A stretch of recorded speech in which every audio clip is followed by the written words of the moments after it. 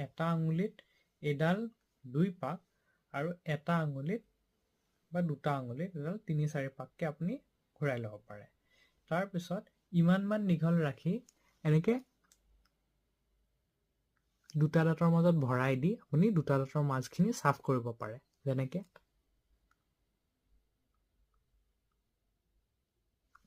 দেখিছে? আৰু এটা দাঁতত ইউজ কৰাৰ পিছত এই আঙুলিটোত আৰু এক পাক মাৰাব আৰু এই আঙুলিটোৰ পৰা এৰি দিব।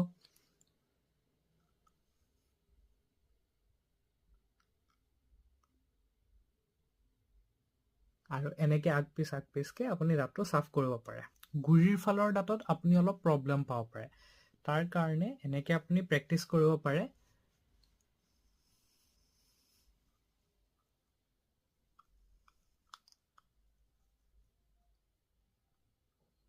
এনেকৈ কৰি আপুনি দাঁতৰ মাজত সাফ কৰিব পাৰে। আপুনি